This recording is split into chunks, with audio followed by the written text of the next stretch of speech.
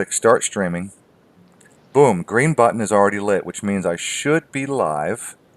So now I'll reduce that and I will open up Chrome and I'll go to one of my YouTube tabs and I will go to my channel. Let me just reload that page. It's an older tab. Wouldn't you have to go to your event page, your event section? Nope, not anymore because I've already connected my OBS to YouTube. So right now, there, I'm on my home channel. It says live now. Testing OBS live. Wow. So I haven't bothered to Wow. I haven't bothered to set up a title to this or anything. So it's running on my the last time I typed it in. So it's saying testing OBS right now because I haven't bothered to type in a title for this particular event. But right now I'm live. There's 3 people watching, and you and I are. See, here's my little my little image is me sitting in my living room on the middle left of the screen. Okay, so if I go into OBS right now, I can grab that image. If you go onto my YouTube channel, and you can watch, because right now I'm in OBS, so my mouse, I can grab my little camera image, I can move it around on the screen, I can expand it. Oops, grab it right there. I can blow up my image, and you can see me. Shrink it down, move it around. I can get rid of it. Down here on the bottom where my mouse is, says video capture device. That's my screen. Laptop cam is the next one down. If I wanted to, I'd grab display capture, literally grab it with my mouse and drag it up to the top, and that's what will be displayed.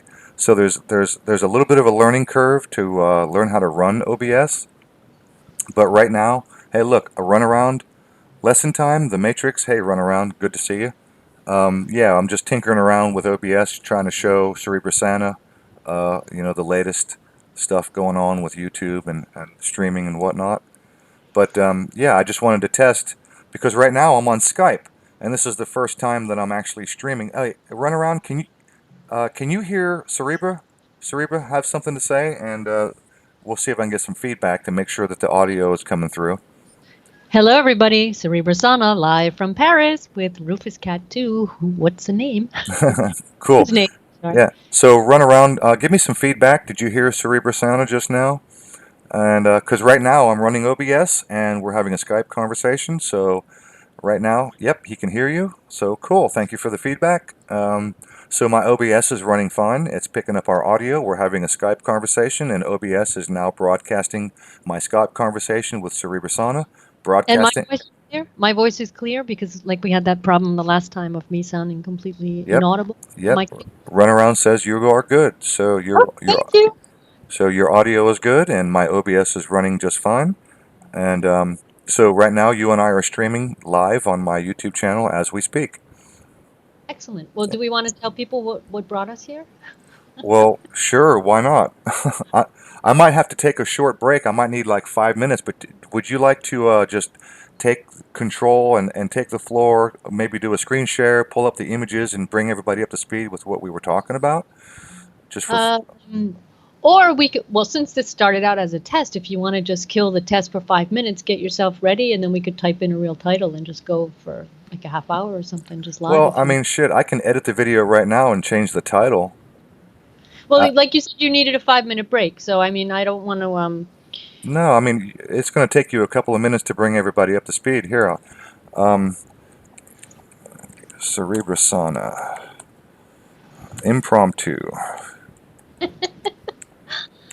I'm going to add Tacoma.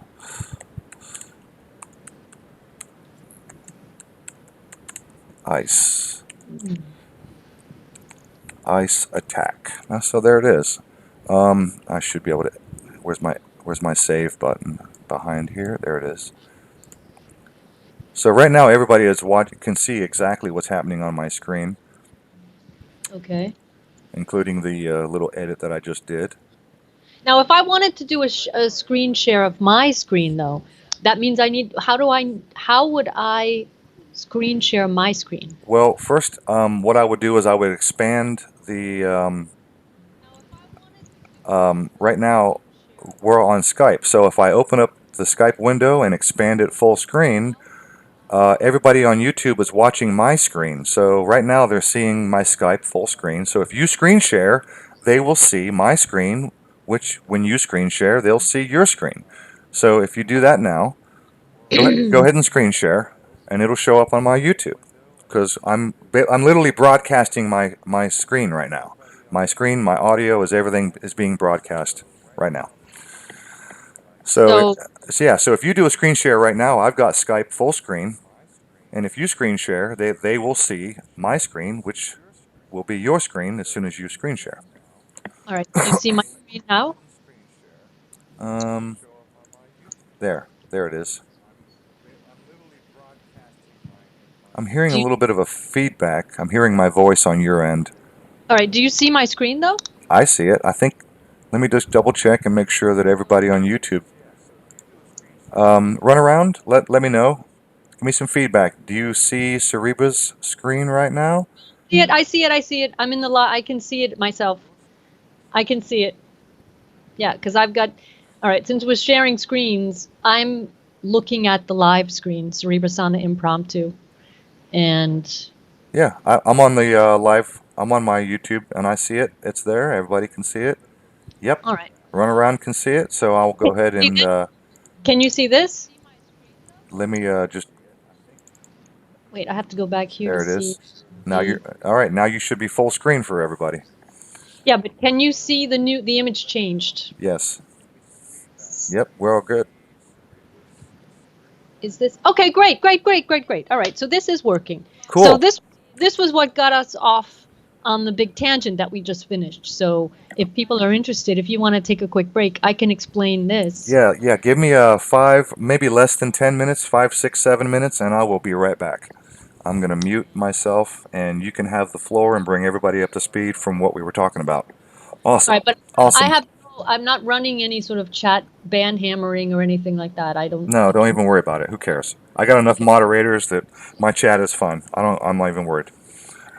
So just go ahead, Serebra. The floor is yours. I'll be back in 5 to 7 minutes. Thank you. Okay. Well, hello to whoever is watching this impromptu live chat. Thanks for tuning in on Rufus's channel.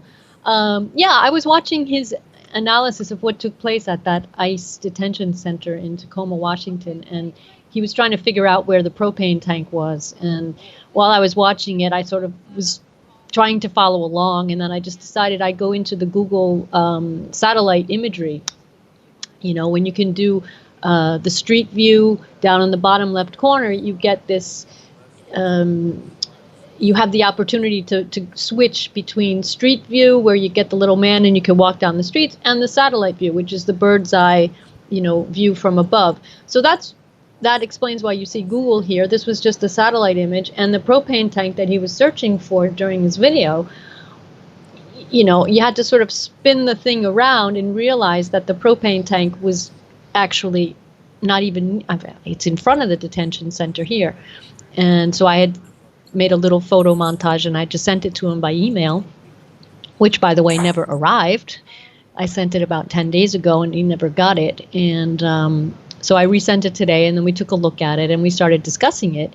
And then we just decided to go start investigating, like, what is this building, and if they wanted to harm the detention center or cause some sort of disruption there, why would you be attacking something across the street? And then we were wondering about this RV. And since he's a specialist in RVs, he noticed that this part was partially extruded. And so we started investigating all of that, and we ended up, now if I can find where we were. Yeah, so this was how we ended up. I showed him how you can switch from the street views to the satellite view. And then I also explained to him how when you're in the street view, which is this at the moment, right, you can sort of move around here. When you're in street view, you have this little box. Let me just close it so you can see. You have this little box up here that has a date on it. So the RV was intriguing him, and so we were trying to figure out when. I said, well, look, that's August 2018. And we were like, wait a minute, that RV was there a year ago? Right? Because this was from, these are the live images from when the incident was taking place, and you could see the nose, right? These were screenshots that I took from his video while I was doing my own investigation. And then this was my image that I took from the Google satellite imagery. And we noticed that this RV thing was in the same exact place. So we started out by trying to figure out, when was the satellite image taken? Because his first reaction was, well, wait, you don't see the burning car. That's really bizarre. I'm like, no. The satellite imagery doesn't have the dates like the street view. And that's how we got into the discussion and the explanation of how, when you switch between the different types of views in the Google imagery tools, the street view gives you this opportunity to switch around. Like in this case, it lets me go back to 2008. Right? And then if you click on the image, this was what this place looked like in July of 2008. Okay, so the propane tank is still there. Right, we can move to the next one. This is June of 2012. Okay, oh, nice chemtrail. Chemtrails happening here. Next one is July 2014. Okay, so this was just a way to start to figure out what this RV thing was doing there. And I thought, well, maybe it's, here's 2015, nothing. And then we get to 2017, and there it is, right? And the first thing Aaron noticed was, well, it's fully extended. And apparently different models of these RVs have different types of extensions. In this case, it was fully extended. But if we go back to this, right, in this image, you could see that it's only partially extended. So he was kind of intrigued and explained to me how there's a mechanism that will run that thing. You have to have the engine has to be running, the gas tank has to be fairly filled all the way so that you don't end up running out of gas in the middle of nowhere with your extension open. So he was explaining all the ins and outs of how this thing can work. And so we kept going back and forth and looking at these things. And when you're here in this view, in this case I can only zoom in and out, but when you switch, if I switch back, okay, here we go. So now I'm literally in the street view, right? And I can still jump around. Well, this is more recent, actually. I'm just realizing this is much more recent. So in this case, you can have more flexibility to go in and investigate. So we were just trying to figure out where that RV had been parked and if it had been moved, if it was always in the same place, because he said, well, they're going to use up their gas, so they'll have to go and refuel at some point. And we were able to see, this is just one of these things that it will just change views sometimes when you don't even ask it to. But here you should be able to see what I was talking about before. Here we're in the satellite view, and now down here I have the option to go back into the street view, and when I go back up here, I no longer have the option to choose dates. Okay, I hope that's clear to everybody. Yeah, here we go. So here's the detention center right there. Right, so we can just move in gently. Okay. And this was where we kept moving in to get a good look at the vehicle. And then I took the little guy and we went down here to have a close-up look, but walking around up close and personal to this thing. So there it is. Okay. And in this case, we can go down to the end of the street. Right. We're down at the end of the street. We can turn around and go look at it from the other angle. There it is. Right. So we walked up behind it. And I said, well, I said, what is this AID NW? He's like, oh, maybe it's a make of RV. And I was like, well, I don't know about that. So we had a doubt. So I immediately looked that up. And it turns out that these people are like an advocacy group, advocates for immigrants in detention Northwest. So that could explain, right? That sort of made sense why this thing was there all the time. Because here again, in the street view, you can go back and get dates. So you can see up here all the way back to 2012, right? There's no RV. And we have a couple of clues here. We've got this red strip. If we go in a little closer, you can see how it kind of slopes because you've got an entrance here to the facility, right? There's an entrance to the facility. So we have some clues as to where this thing was parked. So just jumping through we jumped to 2012, there's nothing. 2014, still nothing. Let me just jump ahead here. 2017, we start to see the thing for the first time. And the first thing Aaron noticed was in 2017, the extension was fully out. But what I wanted to show you guys is if you pull back here, right, what is this shadow? This shadow is the shadow from the Google car that's shooting the photos. It's kind of creepy. The whole Google car is no, I'm sorry, that's the pole. But if you go back here a little bit up, gently, shoot, I didn't mean to do that. You can see the shadow of the Google car at one point. You can see the shadow of the camera on the car. So anyway, so we solved the mystery of what this AID NW was. And then the next thing was, well, what is this building? Let's go back to the satellite view. What is this building that it's parked in front of? Because I was speculating that maybe I had actually joked before we'd seen the back of the RV, I'd actually joked that maybe it was the bus that would bring prisoners in and out. But then I said, well, no, because if they're going to transport the prisoners, they would drive right up to the door of the facility. They won't, have the prisoners walk out, Indian file, hand in hand, guys, we're going to go and have a bus trip. No, they drive the bus in. But the idea did cross my mind that perhaps this vehicle, jeepers, I didn't want that. Perhaps this vehicle had some sort of function, like some official reason to be there. Sorry, I'm jumping in and out, but it's because the Google is just not letting me manage the thing as well as I would like. So once we found this,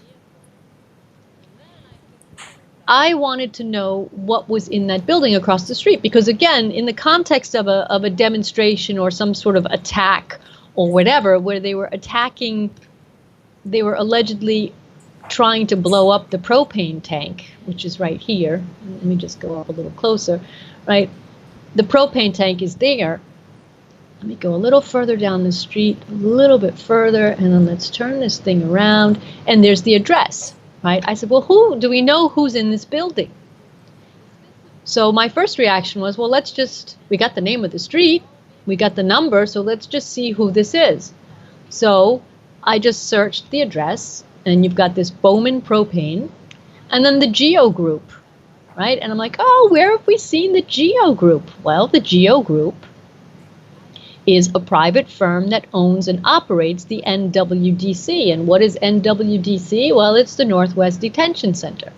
So this group of people that, they say that they're advocates for immigrants in detention in Northwest, they actually have in their midst people from Congress, congressional liaison, officials from the ICE, the actual detention center, faith-based organizations, churches, social service agencies, advocacy groups, etc. So it's kind of like a conglomerate of people that I hope we're trying to do good. But that again explains why this AID NW vehicle would be stationed outside, a building that it's affiliated with. So there's really no mystery there. And then we came upon the mystery of the porta potties. Because there were 4, and that seemed. Aaron, are you back? I heard a microphone. I'm back. Okay, great. Well, I'm up to the point of the porta potties. Yep. Right. So I just explained the whole how we got here. Yeah. So then we went and looked at how many porta potties would be required for how many people. Yep, there it is. So we went and looked at this page. Go ahead.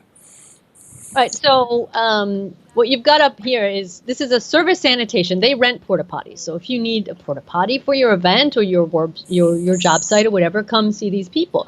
And they give you ways to figure out how many you need. And you have the length of the event in hours at the top, right? And then down the side, you've got the number of attendees.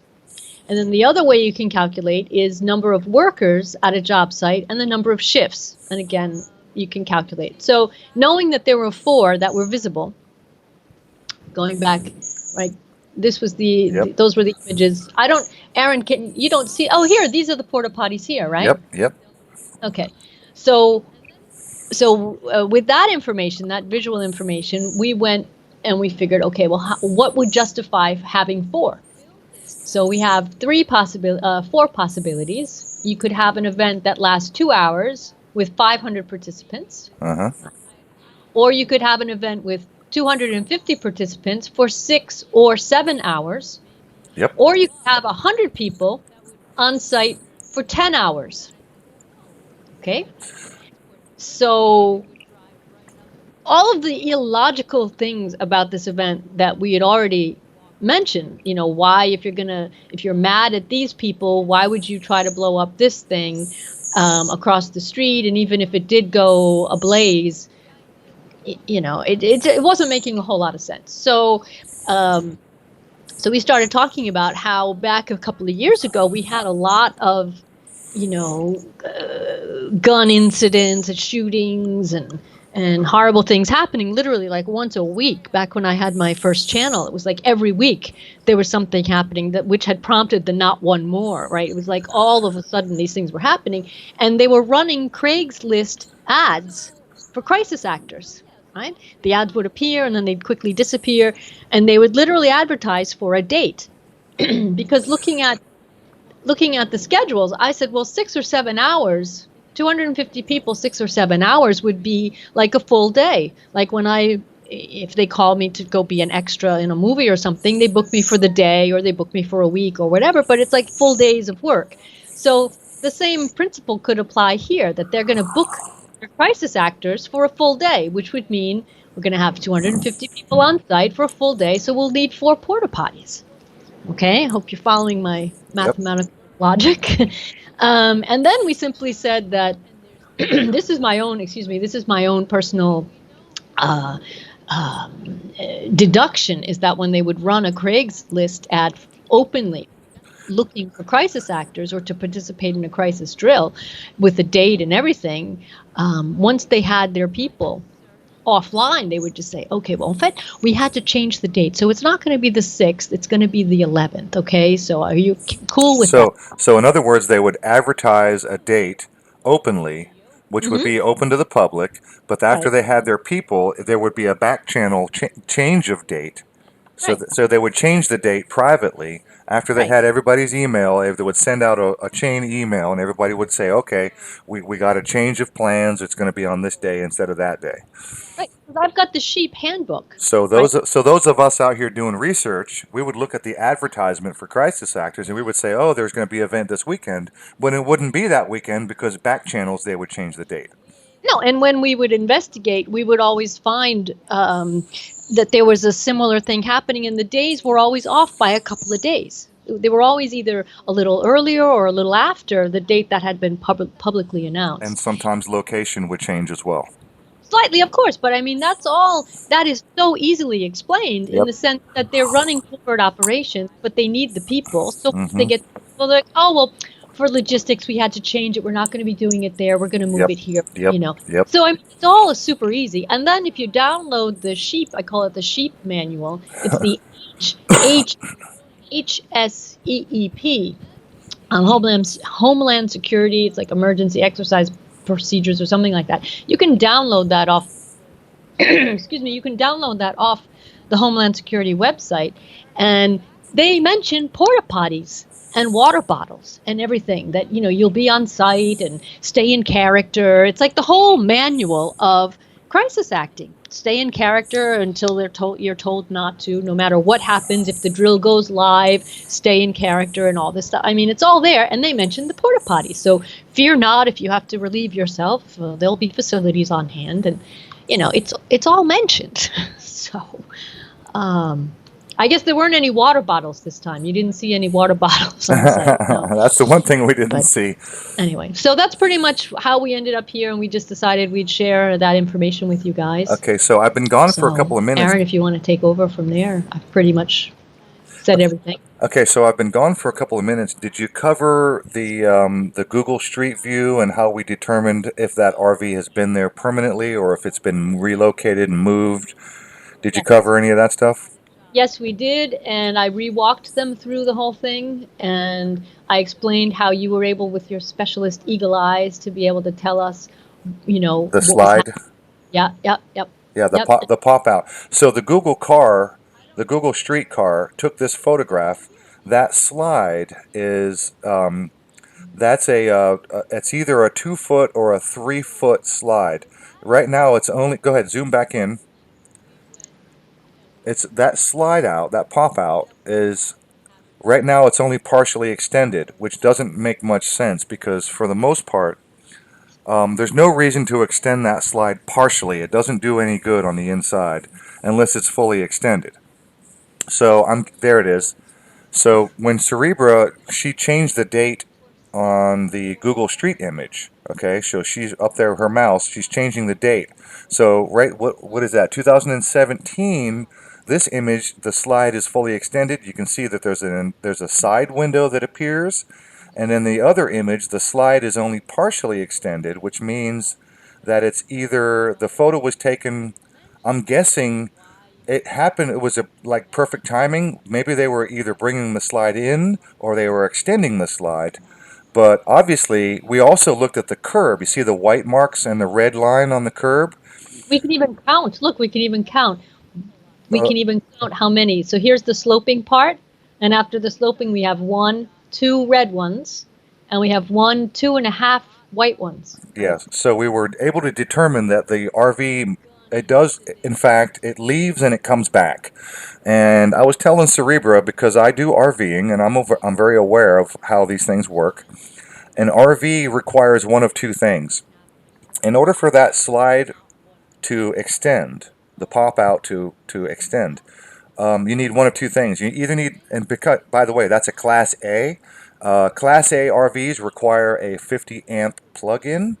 The only other way to get that slide to open is to run the generator, because the motor that extends the slide that opens the pop out is a 110. For those in America, that's 110 volt electrical outlet that runs that motor, which opens and closes the slide. So you either have to run the generator, or you have to plug in the RV to an external power source. And since it's a Class A, that's a 50 amp plug-in. And I see no wires, I see no plug-in for that RV. Plus, we've also noticed that the RV, it seems to park in the same location, but not exactly. So Hey, wait. Sorry to cut you off. Look, they're no, tapping no, right in. no, no, no, no. Not tapping right in? No, no, there's nothing. There's nothing there for that, because you would see a heavy gauge, a very heavy gauge wire running from the RV. It would lay on the ground and it would run maybe across that little dirt patch somewhere to a plug-in. And there's no plug on its roof? No, no, no, no. It comes out the side, one of those little compartments down low near the wheel well. So if you zoom in on the RV, you can see the little side compartments, and it's almost always on the driver's side, right where your mouse is. If you zoom in a little bit more on the rear Yep. end of the RV, under the back window, right where your mouse is right now, right there, that little side compartment is where there's a big power cable that would extend out. He would open the compartment, he would pull the power cable out, and he would plug it in. And that's how every single RV is set up. It's always on the driver's side, okay? Did you notice Because this? It's all curtained off. Did you notice this? It's all curtained off. yeah, So nobody inside. so they're parked and they don't want anybody looking in. That's pretty standard. Okay, but I just wanted to point out that when we were down here and looking at it from the other direction, it looked like this cable was going down, but when we've walked this far down, the cable clearly goes right across. Okay. Let's go. Well, Go back. I'm telling you right now that the plug-in for that RV is on the driver's side. Yeah. So Okay. what you would see is on near the rear end, See? just past the wheel well, right where Yeah. your mouse is right now, right there. There's a rear compartment that would open, and then there's a giant heavy-duty cable that they could pull out, and it's usually 20 or 30 feet long, where you can run it across the yard and plug it into an external power source. So this RV is not plugged in. So basically what that means is that they're running their generator in order to run the slide in and out, in order to have lights and microwave and whatever else they're operating on. Like they probably have a propane tank, like most of them do, for running the little stove for cooking. And so basically what we've determined is that the RV comes and goes, which means that they have to go and fill the gas tank, because the generator will not operate if the gas tank gets below a quarter of a tank of gas. And that's a safety feature. So in order to run the generator, that gas tank has to be above a quarter of a tank of fuel, otherwise the generator will not run. So we made that determination. So the RV it's not permanent, but they keep parking it. They leave and they come back. So they go and they get propane and they go and they get fuel, and then they come back and they park again in the same place. And we've determined who owns the RV and what they're doing and why they're there. Right, but actually from your video, because I only took 2 screenshots from your video. I only took these 2 just to show you the propane tank. But in the coverage that you were reporting on, they had helicopter images. Is there any way you could see whether the thing was out or in from the helicopter footage of the day? Well, you would if you went back to the original, if you went back to my video, or if you went back to the original news coverage, the helicopter is doing circles. So yeah, you can see that the slide is extended on the RV. Oh, I'm pretty sure, okay. because it's there. It's there all the time. And the only So time they leave and come back is probably when they need to go and get fuel, or maybe go to the grocery store and fill up the refrigerator with food or whatever, fill up the propane, because the RV has its own propane tank, and the RV requires a generator to run power, operate the slide. So when the fuel tank gets low, they have to go and get fuel. And I'm sure they have, like all RVs, they have a refrigerator and they have a propane tank for running the stove. So when they get low on food, fuel, or propane, they have to leave and then come back.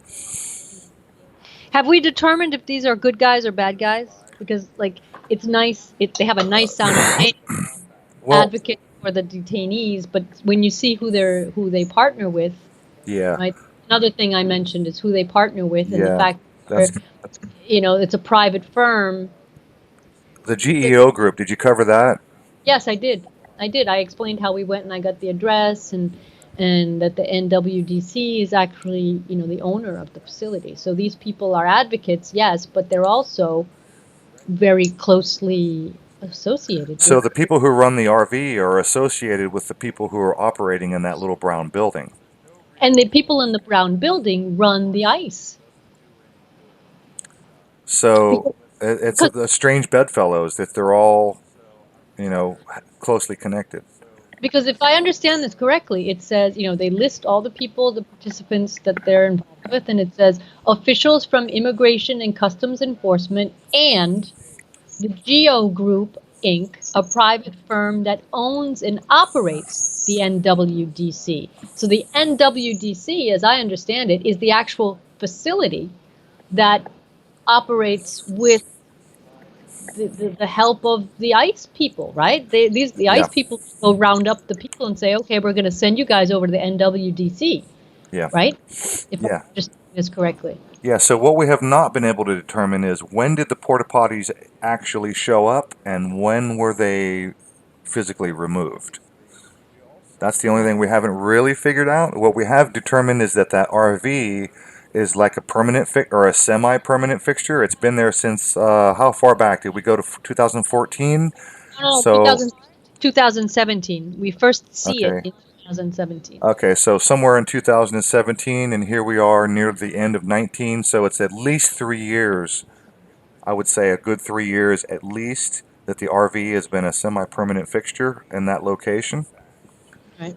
and it's probably an extension to that building, that little brown building, which is some sort of facility that helps the detainees, the immigration detainees.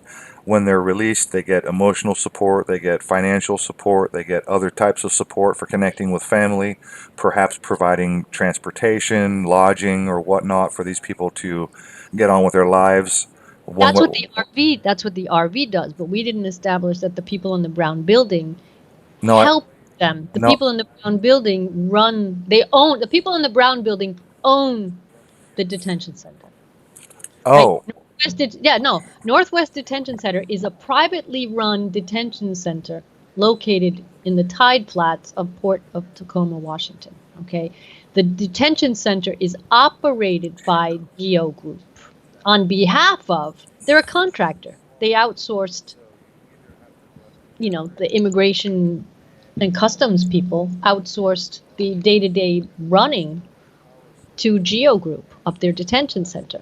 And these people are affiliated with both. Yeah, so the people running the RV are closely affiliated with Geo Group. So strange bedfellows. It's trying to little. It's a little bit hard to parse out who is literally in charge of who's operating who exactly.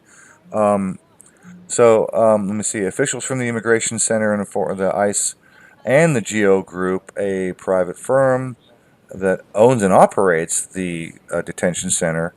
Which is confirmed here, where they say NWDC is the facility that's operated by the Geo Group on behalf of ICE. It's just like the NSA that hired Snowden, Okay. right? It's a Yeah. it's a contractor relationship. Okay, so then they're also in charge of the support group, which is running the RV. Well, in charge of, I don't know if they're in charge of it. They have some sort of affiliation with them.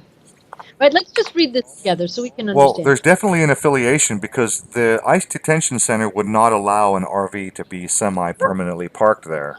Right, which ties in with what I mentioned when you were taking your break, was I had initially joked and said, well, maybe it's like, it can't be the bus that they use to transport prisoners, because they would just drive up to the door and they'd board like much closer to the building. They wouldn't have them come out of the chain link fence area and then board the bus. So we kind of rejected that. And then continuing our research, we realized, well, geez, there kind of is an official affiliation between the presence of this bus and who's in that building, right?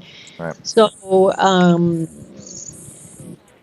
it all sounds all nice and warm and fuzzy, right? A largely all volunteer organization. We visit detainees inside the Northwest Detention Center, greet them as they're released, give them a bouquet of flowers, and help them reach their loved ones all over the country. Originally called the NWDC Roundtable. So their affiliation, they were extremely, their identity was with the NWDC, right? They weren't, like, if you just see AID and W, you think they're exterior, like we initially thought. We think it makes it sound like they're not directly affiliated with the people running it. But then it says, okay, originally called NWDC Roundtable, the organization held its first meeting in November 2005. My other question was, when did these people come into existence, to try to understand when that RV started appearing there? Our broadly diverse participants included concerned individuals and representatives of advocacy groups, social service agencies, churches, and other faith-based organizations, congressional liaisons, and officials from Immigration and Customs Enforcement, and the Geo Group, Inc., a private firm that owns and operates the NWDC. The goal of the roundtable's attendees was, and still is, to use their collective knowledge and experience to provide the most effective practical help to detained immigrants and their families, and to increase awareness about the NWDC. So there you go. They're advocates also for the NWDC, if I understand this correctly, Right, which became one of the largest in the nation in 2009 with 1,575 beds. Okay, so they're increasing awareness. So yeah, they're kind of like, hey, look how nice we are to the immigrants that are being held in cages, right? Look how nice we are to them. We're telling people about our facility, right? So they also advocate about the facility, right? Increase awareness about the actual place. Vision statement: to create an inclusive and welcoming community, to affirm the humanity and dignity of immigrants and provide them with access to vital resources. Now, I'm playing with my voice. I'm not making fun of immigrants.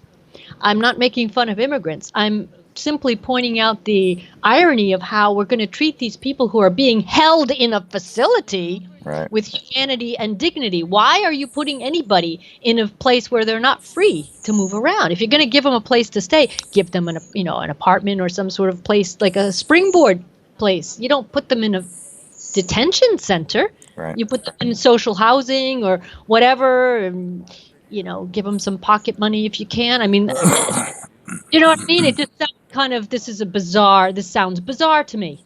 Like, we're going to make it nice for them to be held in captivity. That's how I understand this. Yeah. I don't Yes. know. Maybe I'm interpreting this wrong, but I mean, we have people here. We have a huge immigrant problem here in France, especially in Paris. All across, across Europe, there's different countries that have been affected more than others. Italy has been hit extremely hard with an influx of immigrants, and in Paris, there's a metro station. It's called Stalingrad, where they had to break up. I don't know how many hundreds of people were just living under. It's like a, what do you call it? It's a metro that goes in the air, like a metro line. The line comes out of underground and then it goes above the streets. One of those things. Yeah. And underneath where the train passes, it's like an overpass, right? So underneath there's shelter if it starts to rain. So they had like hundreds of them were all set up there and were living there for months. And then they eventually came in and they broke them up. But what they try to do is they try to put the people who don't have homes, they try to put them in in a socially managed housing situation. They don't put them behind bars, and you know what I mean? It's just a different way of dealing with them. And they try to do the same thing with homeless. The homeless people don't always want to go into the housing. They reject, very often they will reject the help, but that's for other reasons. But here we're talking about immigrants, and I mean, I don't have all the facts of what these people have been locked up for, what charges, or what has been, what has attributed to them being put in one of these facilities. But I just don't think, if you've committed a crime, okay, you're judged in a court of law, and if you have to, if the crime merits it, you probably will do some time behind bars. But I'm just saying, these people, apart from being immigrants, maybe not having papers or whatever, do they deserve to be locked up in a facility? And I don't necessarily have the answers, but I'm just saying, I don't like how this thing sounds. I don't like it either. There's definitely a lot of legal nuances. When people come into your country, they have to be dealt with, whether or not they're legal or illegal or semi-legal or partially legal or trying to be legal. Types of people who want to immigrate or emigrate. There has to be a way to deal and process all the various aspects of all the different people for all the different reasons from all the different countries. You got to determine whether they're a threat, whether they're a problem, whether they're going to be a productive member of your society, why they're here. There's it sucks. Okay, it just sucks. I But agree. if you don't go through the proper channels to immigrate from one country to one farm to another farm, okay, that's really what it is, right? Leaving the plantation. Then unfortunately, you have to have a way to figure out who's who, and you have to have a processing center. And unfortunately, some people have to sit around and wait for their turn, and so you're going to have a detention center, and that sucks. It just sucks. Is this kind of like a modern day Ellis Island? Yes, and Yes, yes. but wait. But at Ellis Island, they would detain people if you had strange bumps on you, or you were ill, or there was something wrong. They didn't want you in because you Well, appeared sick or yeah, something, right? that They was didn't detain you just for the pleasure of detaining you. no, No. no. Well, I mean, we're not doing it for the pleasure. I mean, I wouldn't go that far. That's certainly a pejorative I wouldn't use. But the Ellis Island days was the very, very early days of America, where we were welcoming, the tired, the poor. Bring us. You're tired. You're poor. You're whatever. That old motto. Um, those are the days where we were welcoming immigrants from all over the world. People were flooding into this country. And the only thing they were really concerned about back then was, well, do you look sick? Do you feel sick? Let's maybe put you aside temporarily to see if you get better. We don't want you to bring in some sort of horrible disease that's going to infect the whole city and shut shit down because everyone's sick and dying. We don't want fucking plague. I mean, that kind of stuff, right? But So that was at least a little bit reasonable, right? right, that's what I'm saying. That's what I'm saying. But I don't necessarily get that that's what's happening here. They're kind of being held. No, no. Like I said, I understand what you're saying, and I agree with you that you need to process. You want to make sure people are, everything's on the up and up. But we're talking about it's the word detention. Detention means you're not free to move around, right? No, They're, I get it. that's kind Well, of well, I get it, but let's be honest. How else how else do you deal with, a flood of people who you don't know who they are, where they're from, what they're about, what their intentions are? You have to, you got to put them in some sort of holding facility and figure shit out. And since there's so many, then there's a time it takes to process one after the other. So everybody has to wait their turn, and they got to sit around in some sort of, I'm sorry to use the word detention center, but you have to have a holding facility where people have to wait their turn to go through the process. I mean, there's some sort of reasonability. You don't, I mean, we're not just locking people up for the pleasure. That's certainly not what's happening. I wasn't saying for the pleasure of it. Seriously, I was being I know. sarcastic. Okay. Just it. No, I didn't. No, please, I wasn't trying to make it sound like they were doing it for the fun of it. But it just seemed like if somebody in the late 1800s came in and was coughing or something, you could understand that. Okay, visibly there's a problem here. We're going to put you in quarantine or whatever. You could understand that, but these people aren't being quarantined because they're coughing. Right. There's other things. That's what I was trying to say, that they're locking them up, for lack of a better term, for other reasons. And why couldn't they? I guess they're coming to America in search of a better life, right? That's why these people move around. This is Certainly.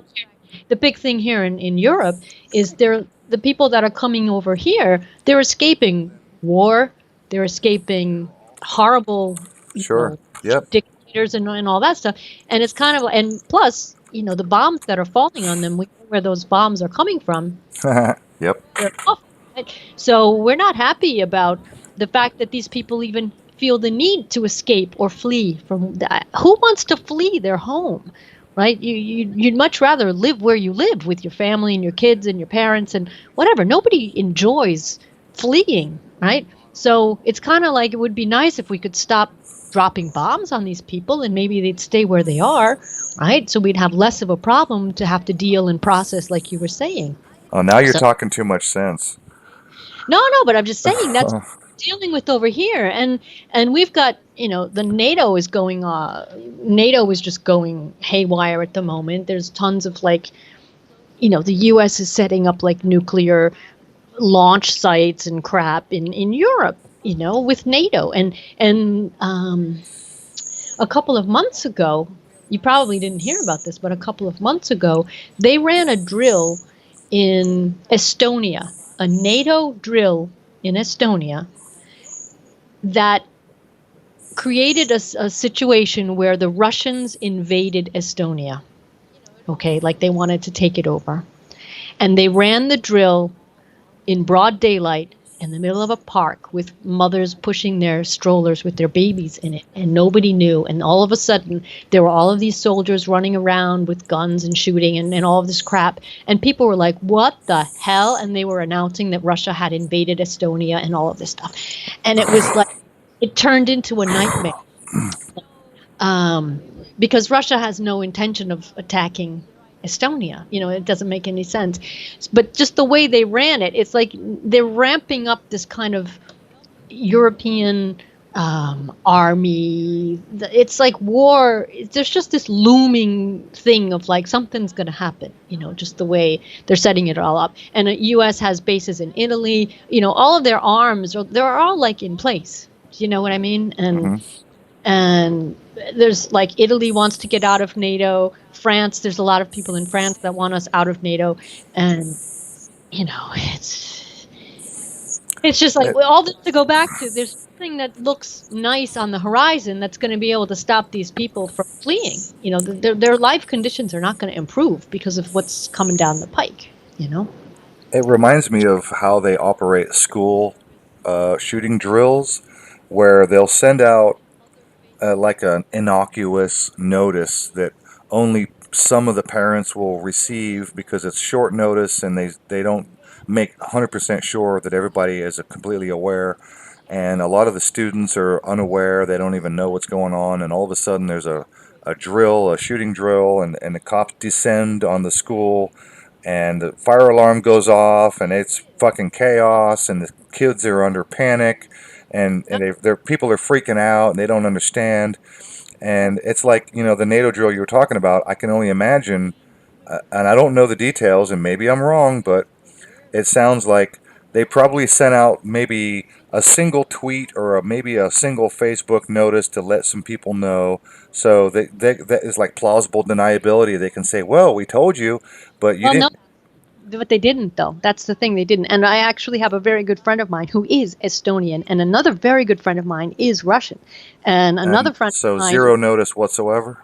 No, no, no, no, no, no, no, So no. everybody who was a regular citizen pushing their baby carriage, they're just completely freaked out. They don't know what's going on. Yeah, and they And apparently did a so day. it's a double-edged sword. It's a win-win. So on one level they get to practice and train, and on another level they get to see how everybody reacts, and on another level they get to also terrorize the public. Right. No, no, So it's ugly on so many levels. And they were showing pictures of how there's like not I don't like the word sacred, but there were like statues that meant something to the Estonians, and like the fake Russians were like up on top of their beloved statue, and that was like traumatic for them to see Russians, even though they were fake Russians, on top of their statue. It's ugly psychological warfare, these kinds of things. They love it. They love running things like this on people. And the other thing, that, not to go off on a tangent, but did you guys by any chance see what happened here on July 14th, which is Bastille Day? The equivalent of the U.S. has July 4th, but in France it's July 14th. Did any of the imagery get over there? Did you see what happened in central Paris when Macron was coming down the Champs-Élysées by any chance? I think there was something, but I don't really have much memory recall. So just go ahead and bring us all up to speed. Go ahead and Okay. tell us the details because I don't. I remember something about it, but it's so vague in my memory. Just go ahead.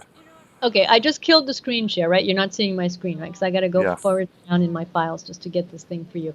Well, Macron is still not making friends. Right? He's still not doing very well over here. I'm So on July, surprised he's still in office. I well, thought he's not going to go anywhere didn't when didn't he they when he, throw him under the bus like 2 years ago? well, the people that put him there aren't ready to get rid of him yet, right? He's still doing his job. He's doing a great job for his handlers. He's got all of France up in arms. I mean, France is chaotic at the moment. Hang on, let me just show you this photo. No, hang on, I gotta just find this thing.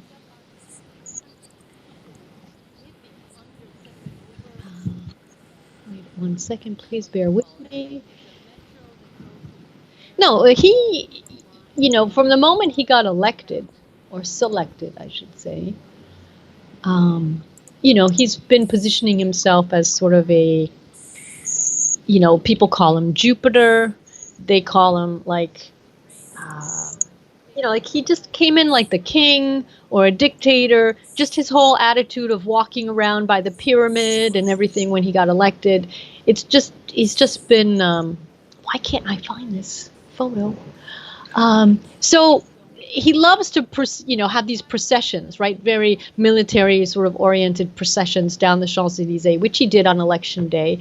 And as I pointed out in my videos at the time, I still have it on my new channel. I have a playlist of the election coverage from 2017 when he got elected. They had to literally put people on the Champs-Élysées to wave their flags at him because nobody wanted him elected, basically.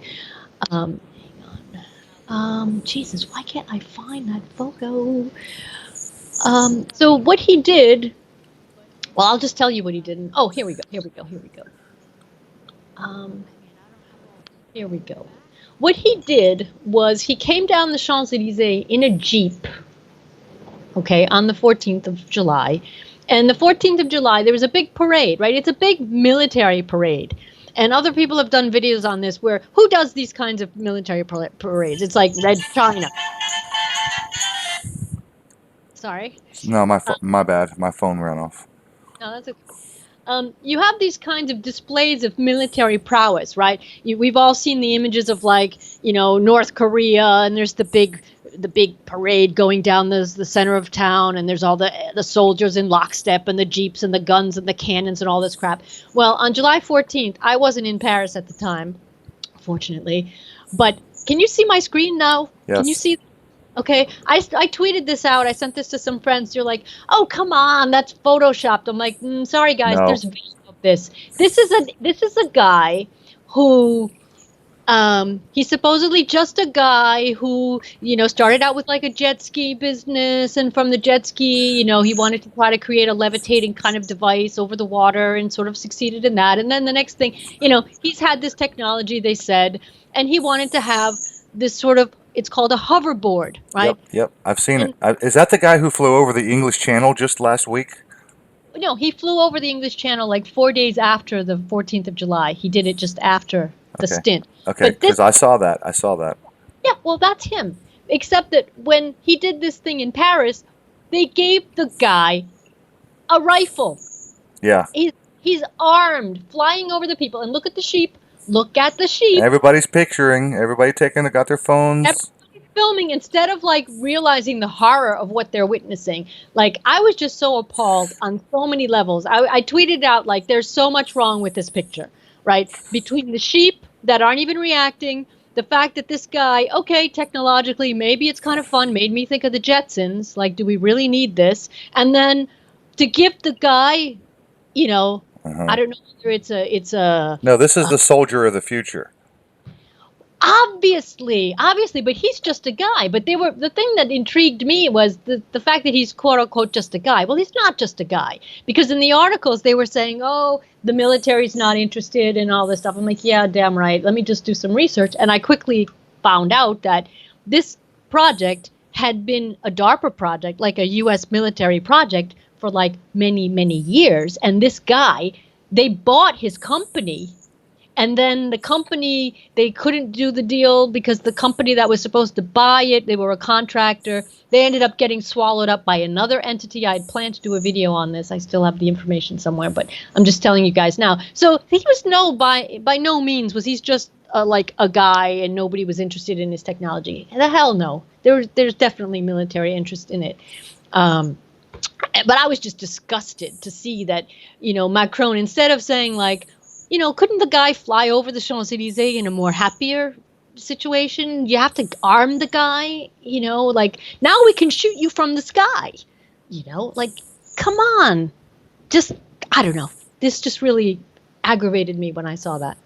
And plus, do note the lovely not blue sky in the middle of July over Paris. No, I'm so disgusted with the chemtrails. I mean, this is another thing that, I continue to take my photos, and I tweeted out today. If you go on my Twitter, there's a live webcam of the Eiffel Tower, and I was just watching it. And at one point, I'm like, oh my God, there's a chemtrailer going right by. I'm like, oh, I'm going to tweet this out. So I just tweeted out the link to the webcam, and you could literally see like the chemtrail planes going by. Today they were out of control. But no, and plus, since I've traveled a little bit this summer, they're literally everywhere. I have not been to any place where I do not see the chemtrails. So, anyway, all that being said, this was featured on the news recently about the guy on that hoverboard who flew over the English Channel very recently. And this hoverboard is not a particularly new thing. It's a couple of years old. There are YouTube videos, and I think there was other news featured articles on this particular technology, which is basically it's like a drone that you stand on, and now it's up to the point where the battery power is powerful enough and long-lasting enough that the guy made a trip over the English Channel with it. And no, he refuel. He can only go 10 minutes at a time. So I think he had to like come down. I remember reading about the crossing, and he didn't do it in one fell swoop because he's only got 10 minutes of autonomy on the thing. So he was able to do. Oh, really? Okay. Yeah, he's only got 10 minutes of autonomy. Oh, yeah, that's no better than the jetpack. That's no better than the it's the what's that damn chemical? It's I'll think of it in a second. It's not nitrous. It's crap. Right on the tip of my tongue. Peroxide. The peroxide tanks that the guy was using for the jetpack. He only got like 10 minutes of flight time at best. Yeah, what I read that I read on up on this guy, and they were saying that he only still has. It's not a viable technology. That's what they were using that to say. That's why the army or the military weren't interested in it, because the autonomy. It's not practical for them yet. Karen said he did 22 minutes in 22 miles. Hey, Allison. Yeah, Karen McCardle said something about, I don't know what she saw that you haven't seen, but she said that he did 22 minutes of flight time and 22 miles. It said in the report that's what she's saying. All right. Well, like I say, I haven't. I mean, I did some initial research on it, and I'd only seen Oh, that he had. hey, a guy on a hoverboard with a weapon can do a hell of a lot of damage in 22 minutes. Do you know what I mean? Think about a moving target hovering over your head. If you're on a battlefield, you know what I mean?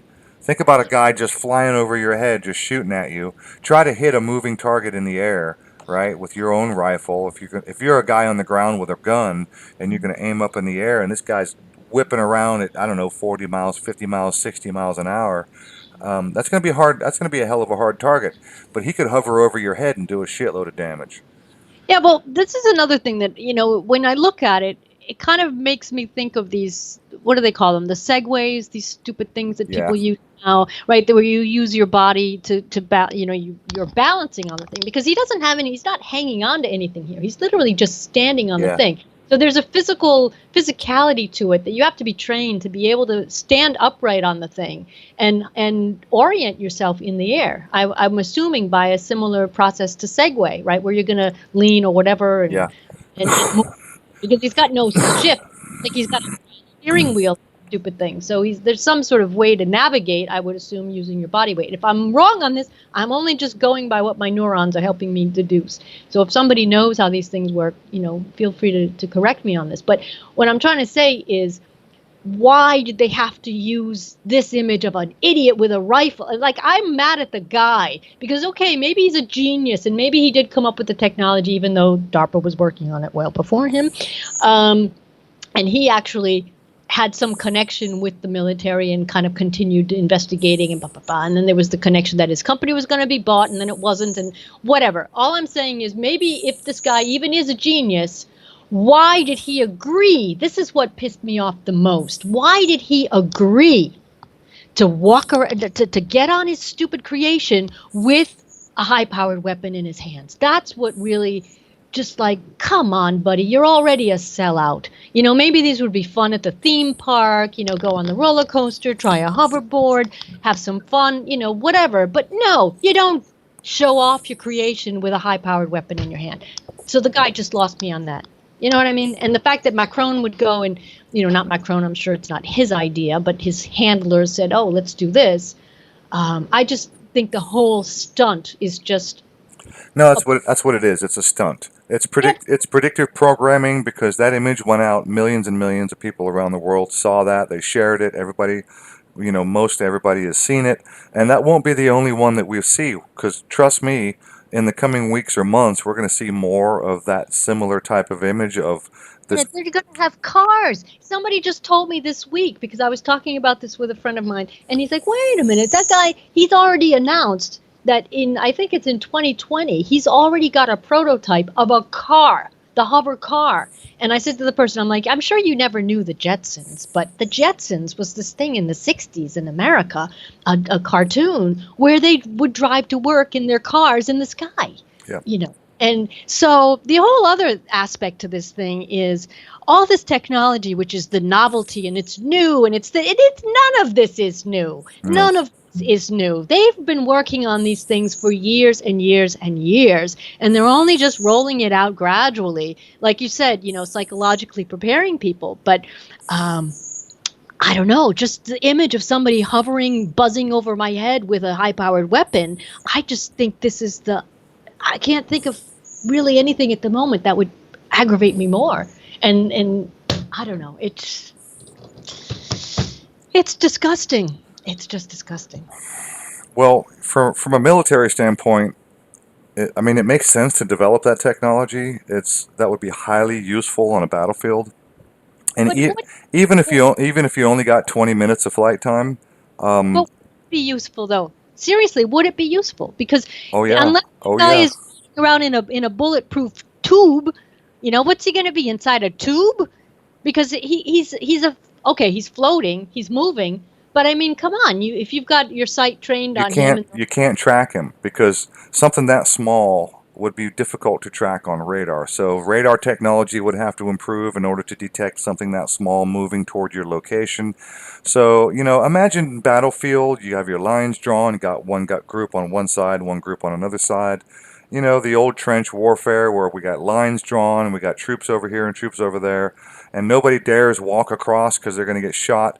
Well, if you got a guy on a hoverboard who can get above the tree line and he can travel at 30, 40, 50, 60 miles an hour and zip across and cover literally 10 miles and before he has to turn around and come back because he's only got 20 minutes and 20 miles of flight time, he could literally cross enemy lines. He could go all the way over there and shoot the shit out of whatever he wants and get his ass back before anybody could figure out who he is, where he's coming from, where he's going, how to get a target on him.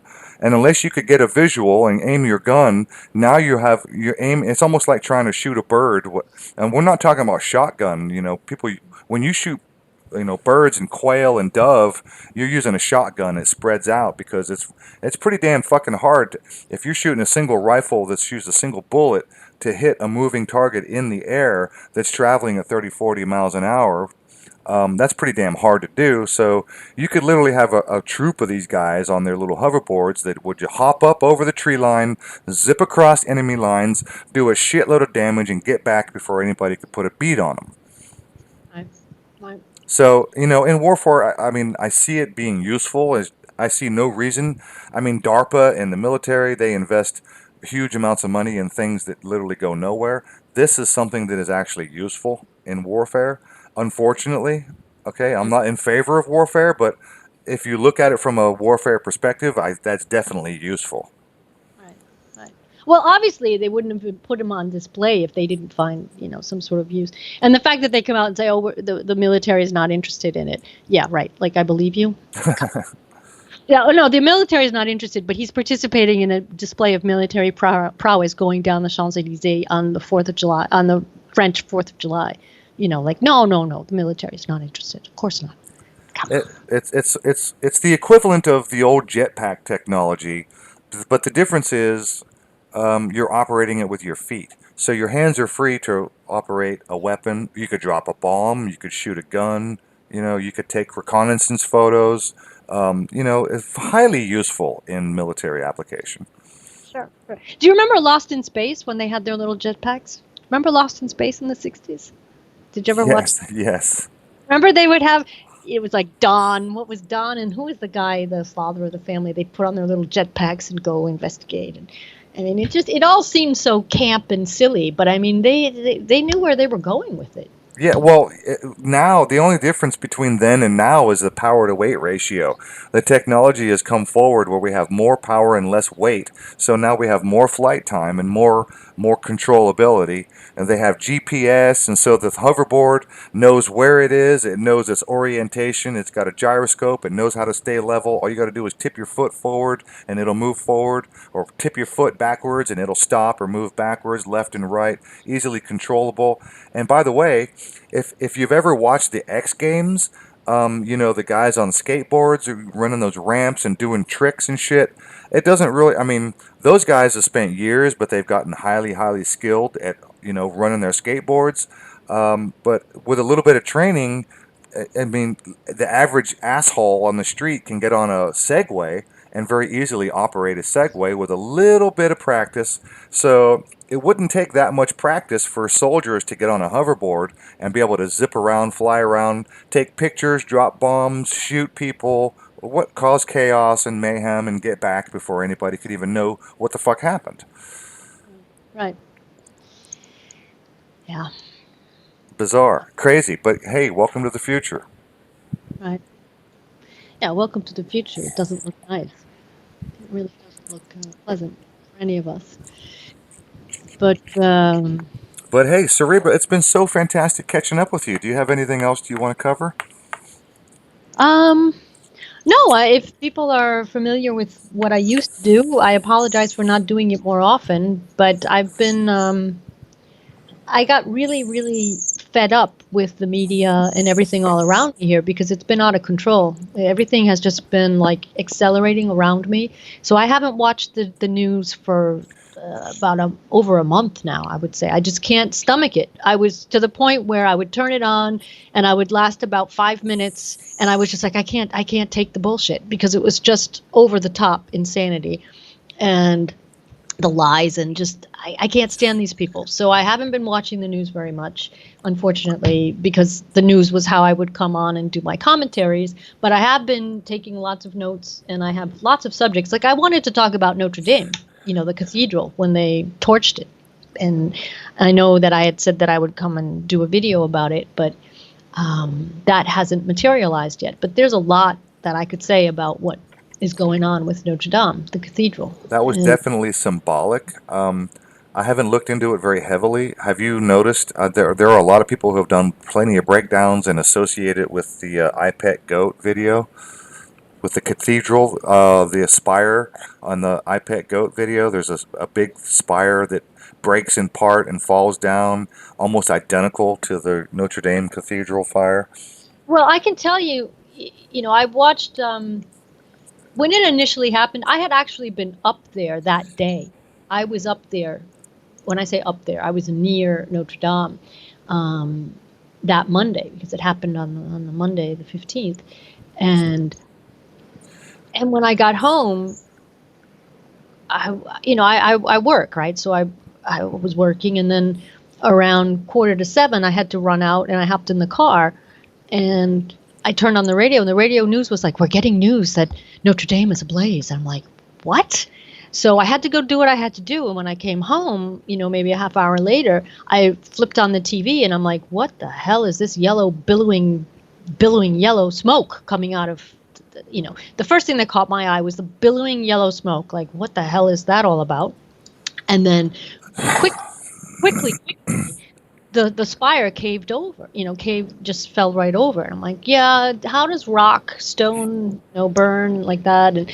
And people are like, no, it's not the stone that's burning. It's the wood inside. I'm like, yeah, but that wood is like 900 years old. It's like petrified. It doesn't burn. And well, not really. No. What?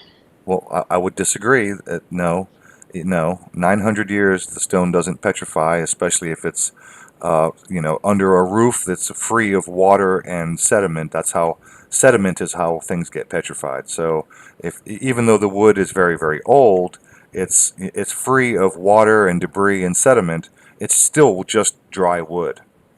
Well, no, not necessarily, because they had the specialist on. No, they had the specialist on who explained the official architect and not caretaker, but the specialist who was in charge of Notre Dame for like over 15 years and who had overseen the renovations and the upgrades to the security and all that stuff. He explained, and others explained, that when they made cathedrals, now we're talking like the thing was built in 1000, around 1050 or something like that. But when they were building cathedrals, be it Notre Dame or other ones, they would chop down the trees and they would put them in a bath of like salt water and some other substance, and they would leave the trunks of the trees in this bath for like 30 years because it made the wood flame retardant, like it wouldn't burn anymore and it wouldn't rot,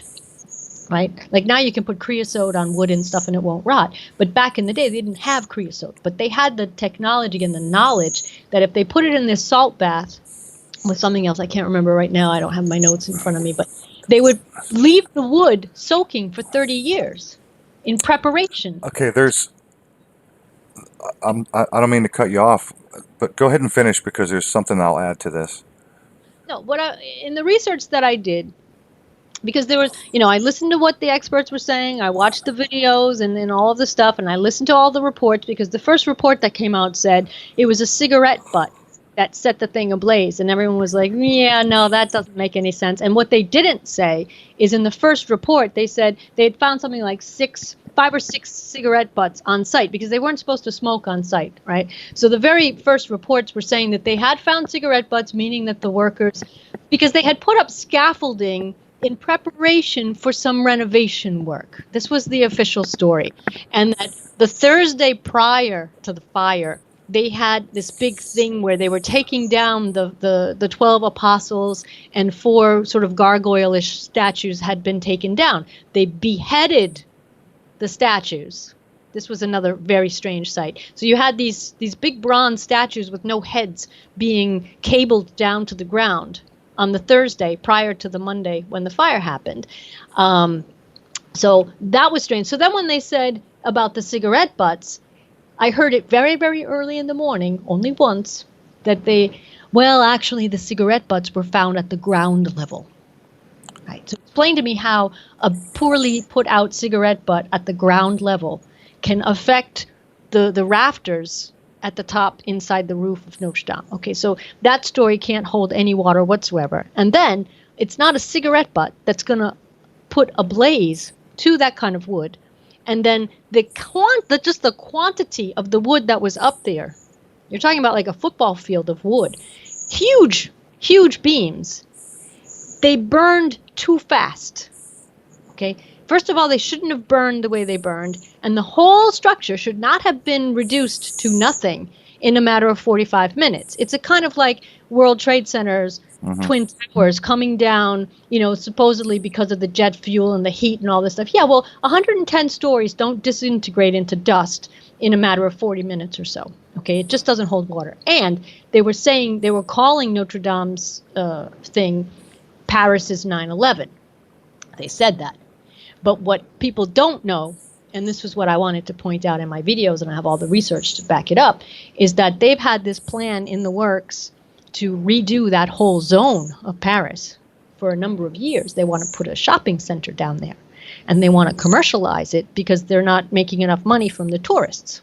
Okay, so they've had a plan in the works since at least 2016 to redo that whole zone, and the roof was a problem for them because the roof was in very bad shape and there was not enough funding to renovate it properly.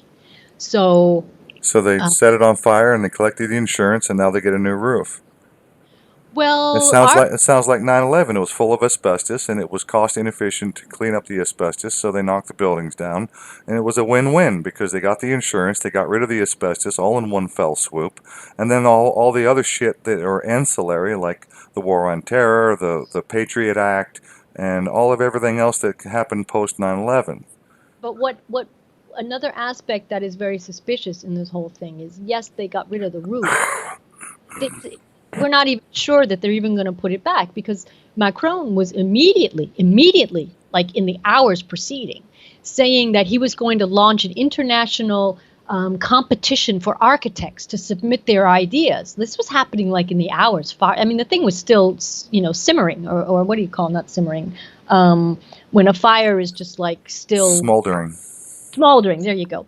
And, he's making this announcement, and he's also saying that it's going to be restored within 5 years, because Paris is getting the Olympic Games in 5 years, right? So everyone was just like shaking their heads going, wait a minute, yeah.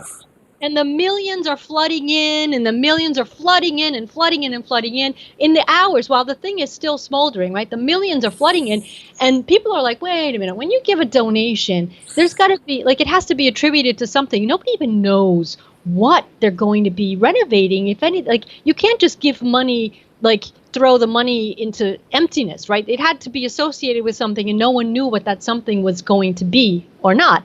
And then, like I said, he came out in the hours, following the blaze, saying that maybe this is a nice opportunity to add a touch of contemporary, to give Notre Dame a contemporary touch. And people were like, whoa, what? And so people started shaking their heads, and what I discovered was when he was talking about a contemporary touch, and the architecture firm started sending in their ideas. If you go on my Twitter, I tweeted out a very sarcastic, here's my proposition, here's my proposal for what they're going to do to Notre Dame. Go have a look at my Twitter and see what I photoshopped up for you. But the whole point of this was, it was going so fast, and he was proposing almost immediately, literally in the hours following, he was proposing new legislation that would allow him to not follow historic monument restoration rules. Okay, let me say that again. He was asking for new legislation to put into place a commission to oversee the renovation, and the people who already work at the Historic Monument Renovation Commission are like, oh, hello, over here. That's what we do over here down the hall. That's our job, the Historic Monuments Restoration Commission. That's what we do. No, he wanted a new one, and he wanted to rewrite the laws that said that the renovation work didn't necessarily have to be done out the way it normally is, respecting historical, whatever it is, to do it. So he wanted to open the door to turning Notre Dame into something other than what it was, right? And then, this is all very public. So when I started doing my digging, I came up with an article from 2016. It's still available online. You can go and get it. And in the article, there's a picture. I wanted to try to find, I have the picture on my phone, but I just didn't know if I had sent it over into my computer yet. There's a picture literally that illustrates the article from 2016, where they are talking about renovating the zone where Notre Dame is located, and that they're literally saying there will be new legislation that will allow the renovation committee to, wow. In 2016, it's written, and the illustration, I'm trying to find it right now, so it'll blow your mind. The illustration shows Notre Dame with no roof. In the artist's rendering of what the new zone is going to look like, Notre Dame has no roof and it has no spire. In 2016. Okay? I'm looking for that right now. So it's one, and plus they ran a drill. They had run a drill like, oh, what do we do in case Notre Dame catches fire? They'd run a drill on this, and they, because they miraculously had saved some of the things, the relics that are in there and stuff. So like they were able to get the good stuff out that they wanted to keep, but they're still at this moment, they are still saying that it may still collapse. They're saying that the flying buttresses, the famous flying buttresses. Yeah. They're still saying that Notre Dame is still not out of the water. Still not out of the water. Okay. Just to let you know what's coming down the pike. And I fear, a lot of people were like crying and all upset over Notre Dame. I haven't cried yet. I'm pissed. It's a different emotion because I knew instantly that something was in the works. And I'm like, I can't believe they torched Notre Dame. Because my feeling was when they first did it, and I was looking at my screen and the yellow billowing smoke, and I even contacted a friend of mine who's, did a lot of work on 9/11, one of the scientists, and who worked on the dust and all of this stuff. And I'm like, hey, what's up? Just wondering, can you confirm that lead doesn't burn yellow, please? Because they were saying that the smoke was yellow because the roof was made out of lead. I'm like, I remember science, and lead doesn't burn yellow. And he's like, no, lead does not burn yellow. And just like the asbestos on 9/11, at the moment, to this very moment, they've cordoned off the whole zone of 9/11 and the whole zone of Notre Dame, because the people are complaining about the lead. There's like lead in the atmosphere all around where Notre Dame is, and people are concerned. Like there's a health problem at the moment because of supposedly all of this lead that was in the roof that no longer exists somehow dissipated into the atmosphere, and people are breathing in the lead. Okay, so this should be ringing bells with people. It's insane. So all that to say that when I was watching it live, my brain was saying, okay, they would have either done this to the Eiffel Tower, Notre Dame. I'm like, well, why didn't they do the Eiffel Tower? It's more symbolic, but so they chose Notre Dame. And then only afterward, when I started doing the research, and you start uncovering all these plans to revamp the whole thing and make us, more commercial and this and that, and they want to put they want to have a whole glass front in front of it, and I mean, it's just like they've been planning. So I was like, oh, okay, now I understand why, because they've had plans in the works to totally redo that whole zone. So, wow. Yeah, no, so I mean this is a So video that I've been wanting to make for a long time. yeah. So what year is France hosting the Olympics? It's 2022, In 2020 next in year, 5 years. 20, I think it's, I don't, 2024. yeah, something like that. Yeah. Um, okay, so who gets it next year? Is it, Uh, what did I hear? It's not Brazil. I want to say Brazil, but no, I'm pretty sure it's not. Who gets it in 2020? Does anybody know? I'm checking the chat.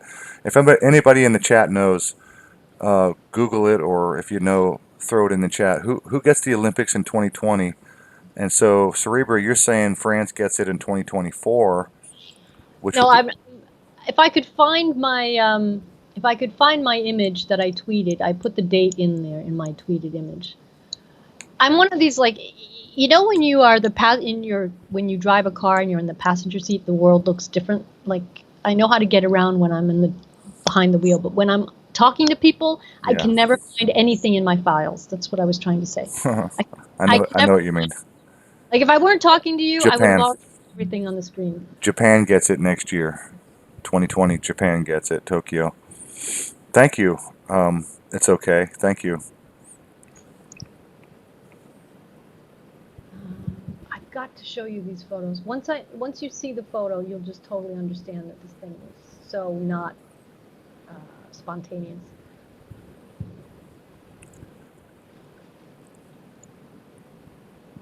So we should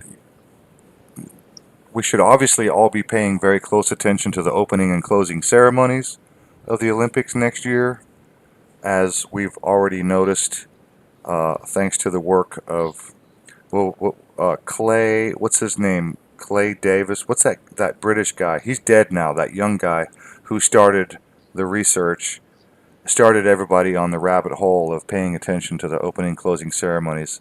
Clay somebody, and then um, gosh, I'm just brain farting like crazy right now. What's Amy? Help me out. Who's our British friend? We've had her on the show. Um, uh, Damn it, Amy, help me out. Rick Clay, thank you, Brill Billy. Rick Clay, absolutely, Rick Clay. If anybody doesn't know who Rick Clay is, you need to know who Rick Clay is. He's the guy who literally started the whole rabbit hole of the Olympic ceremonies with their encoding of creepy, weird, satanic type ritualistic symbolism embedded. Um, Annie Logical, thank you, Amy. Annie Logical is the one who's literally followed up on a lot of the Olympic ceremonies and their symbolism. Annie Logical has discovered some creepy, creepy symbolism associated with the Olympic symbolism, opening and closing ceremonies relating Aaron, to viruses. So, Aaron, I'm going to take a call. I have to take a call. Sorry to interrupt. yeah, no I'm going problem. to meet for a second. Hang on one sec. No problem. Yeah, so Annie Logical, on her channel, I think those videos are still available, but her breakdowns of the opening and closing ceremonies at the Olympics have shown that the creepy, really, really creepy stuff involving viruses, the type of symbolism that they've been showing is well worth paying attention to. So just to put that out there, is in terms of what may be coming down the pike. Um, the symbolism is overwhelming. Go check out Annie Logical's videos if anybody is not familiar, because she shows without a doubt that the virus is like embedded deeply in some of the ceremonies, that the symbolism that they show, and the theatrics that they create at their ceremony opening and closing ceremonies. Amy, you got a wrench. Do me a favor. Go and grab Annie Logical's channel and drop a link in the chat for anybody who's interested. That would be very much appreciated. Yeah, Brill Billy, the 2012 spelt Zion. That's what Rick Clay was on to. Exactly. Hello, Wheatree. Welcome. Good to see you. This is a impromptu chat with Serebra Sana. and another OBS test. It seems to be running smoothly. Brill Billy, you're absolutely correct. The 2012 is when Rick Clay, that's the one that Rick Clay noticed. The 2012, the symbols, the weird artistic renderings of the Olympics spelled Zion. Thank you very much, Amy. There's Annie Logical's YouTube channel for anybody who's interested. Go and check out Annie Logical's channel. Amazing researcher. She's really well worth your time. So go and check that out. Brill Billy, absolutely. Rick Clay, 2012, Zion, Annie Logical has done amazing work on the symbolism of the viruses. And at this point, I really don't know what much else to say. Thank you, James. I would love to do more streams. It's a time thing. You know, life has its way. I would love to do more streams. OBS, I'm getting a little more familiar with OBS. It's getting a little bit more easier. How do you like my vernacular? But anyway, I just connected with Serebra Sana for the first time in many months, and I was telling her about OBS, and I was trying to show her how easy it was, and I said, let's just do a test. And I clicked go live, and it hopped on YouTube, and bam, we're live. And so we did this little impromptu live stream with Serebra Sana. It's so good to catch up with her. She's one of my favorite YouTubers. Amazing researcher. You can learn a lot from watching the way that she knows how to navigate some of the tools online and the research applications that she's able to dig into. Hi, I'm back. Hello? Hey. Hi, I'm back and I found the photos. But I have to go in 10 minutes because I have to call somebody back. Well, that's cool. I have to go. But so let me just show you. Yeah, go ahead. Let me just show you the photos. I'm getting a terrible. I hear my voice. Terrible feedback. How about now? It's I don't know what happened. But ever since you came back, everything that I say comes back at me. I don't know if it's going out live, but I'm hearing myself. Hang on one sec. Amy said echo. You sound bad? No, Amy is saying that oh, look, it cleared up. Okay, cool. All gone. I don't know if you muted yourself or what, but Amy has said that she hears the echo also. All right. Well, I didn't do anything. Yeah, it was probably just one of those things. Okay, let me just show you what I'm talking about here, and then we'll move on. All right, so I have to go back to Skype. I have to do screen share. Okay. Do you see this? Yeah. Okay, that's how Notre Dame used to be. Okay. Yeah. So the whole roof, the spire, there's none of this now. Right. And then the image that I found in the article from 2016, the image accompanying that article was this. And there's no roof. There's no spire. Do you see that? It's flat. Well, that's a strange angle. It almost looks like a roof. Yeah, see, we're looking from the spire might be hidden by one of those pillars, especially the one on the right. Hard to say. And it does look like the roof is there. Zoom in. Can you zoom in on that? No, I can't. On that image right there, can you zoom in? Well, a little bit, yeah. I can. That's a model. Well, yeah, but no, the roof is there. You can see a shadow of some kind. No, it's not here. I'm talking about the back part. There's no roof because you should see a triangle part here and a triangle part here, right? Because look how it is. See how this triangle part is here and the triangle part is here? This part is still standing, right? This part was not damaged. The spire came down, but these side walls are still there. There's just nothing. It's just flat now. So when you look at this, let me zoom back in, it's flat. The side part is still there. Right there where your mouse is. Yeah. Literally just to the left of your mouse. There's a shadow. No, that shadow is just point. Yeah, the shadow is on something that looks like. Yeah, I agree with you that cross section is still there. But what I'm trying to say is the cross section in that image is there, but there's none of this part. This is all gone. No. That part is all gone. Well, that's what I'm saying. It looks like it's not gone. It looks like it's actually there. No, it's not there Well, because look. what's the shadow being cast on? If it's No. not there, why is there a shadow? No. You got to imagine a cross. The roof is a cross. You have a linear part that goes here. Yes. And then you have a cross, a transversal part that went here that Yes. connects these two side parts. Yes. What I'm saying is in the artist rendering, they kept the roof of the transversal part, but they did not draw the main roof. The main roof is not there. There's no main roof. You only have the transversal roof. The shadow is falling on the transversal roof. Oh, okay. There's no roof. You should have, I can't really draw it, but I see what you're saying. have a triangle that goes like this, right? It's kind of mechanical. Picture a triangle that goes up like this, another triangle that goes up back, and you connect the two. You have a transversal. It's a cross. Like it's, why do I keep going there? There's no main roof part. It's not there. There's no. Do you see what I mean? I see. I see. There's nothing on the back side. Yeah, there's nothing on the back side. Now I can show you. Let me just move off the screen sharing again. I gotta go forward and get some more photos because I have up there just a couple of weeks ago, and I took my own photos of Notre Dame, and you can see what I'm talking about.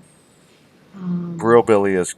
I just want to say, Brill Billy, you're correct. The Jacqueline and Boaz, the two great pillars, are incorporated in that building. Solomon's Temple, absolutely correct. Well, anyway. Yeah, I gotta go too. So wrap it up. Yeah, no. That's it. I'm not going to waste any more time looking for photos that I can't find quickly. So, no, I just wanted to say that the whole thing with Notre Dame is very sad. It's very disturbing. There was nothing new. They had this thing planned for a long time and unfortunately unleashed the project this year. And that's it. So that kind of explains why I've been not visible on YouTube. I'm just so disgusted with absolutely everything at the moment. And plus all of the spying and everything is all this artificial intelligence, everything we say, everything we post, everything we look at. I'm just fed up with the spying and the surveillance. So I haven't been feeding the beast. I have to come to terms with feeding the beast. That's all. Well, we all miss you, and I'm looking forward to your video. So I know you've been digging and researching and gathering information on Notre Dame, so I look forward to you putting together a video on what you found entirely. Put it together, and I can't wait to see it. Thank you so much. I will definitely put it together.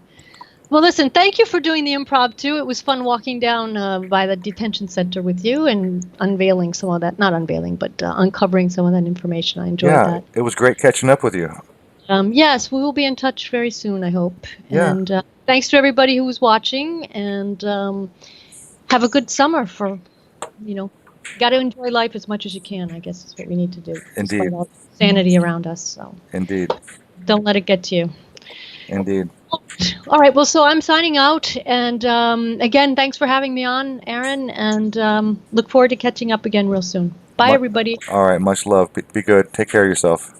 Everybody. Don't be a stranger. Thanks, you too. Bye.